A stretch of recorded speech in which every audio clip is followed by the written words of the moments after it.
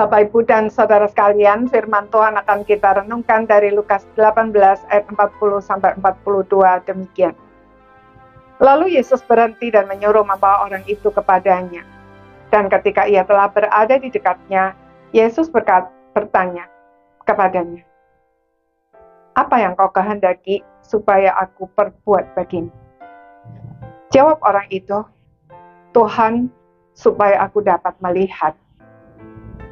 Lalu kata Yesus kepadanya, "Melihatlah engkau, imanmu telah menyelamatkan engkau."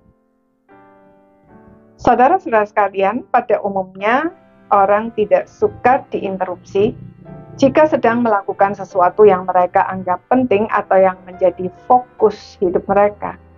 Apalagi jika yang menginterupsi adalah orang yang mereka anggap kecil atau tidak penting.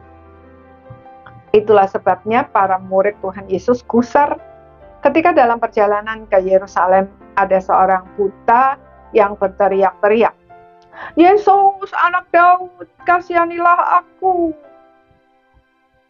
Para murid Tuhan Yesus itu menegur dia dan menyuruhnya berhenti berteriak, tetapi orang itu justru berteriak semakin keras. Tuhan Yesus tidak sama dengan kebanyakan orang. Dia tidak pernah menolak interupsi, walaupun dia sedang melakukan sesuatu yang maha penting, yang merupakan fokus hidupnya. Ia tidak menolak perempuan yang sudah 12 tahun sakit pendarahan, walaupun saat itu sedang dalam perjalanan ke rumah Yairus yang anaknya hampir mati. Ia bahkan meluangkan waktu untuk memulihkan reputasi perempuan itu setelah penyakitnya sembuh. Ia tidak menolak para ibu yang membawa anak-anak mereka untuk diberkati.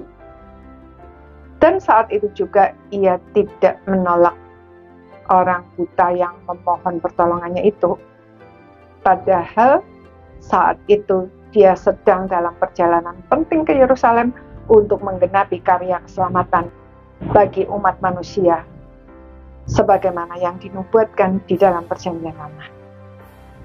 Ketika mendengar teriakan orang buta di pinggir jalan itu, ia berhenti, menyuruh membawa orang itu kepadanya, dan dengan kepedulian yang besar bertanya kepadanya, "Apa yang kau kehendaki supaya aku perbuat bagimu?"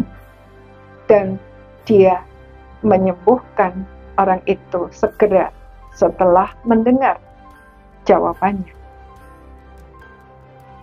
Apa yang dilakukan Tuhan Yesus ini mengajarkan kepada kita bahwa sebuah interupsi bisa jadi adalah momen penting yang Tuhan izinkan untuk kita belajar peka terhadap pimpinan Tuhan, sehingga kita tidak kehilangan momen penting untuk melayani Dia menurut kehendaknya.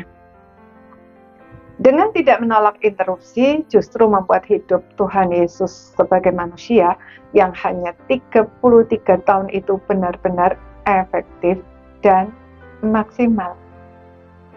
Karena itu, agar tidak kehilangan momen penting, mari kita belajar untuk lebih bijak dalam menanggapi interupsi yang muncul dalam kehidupan kita dan peka terhadap pimpinan Tuhan. Amin.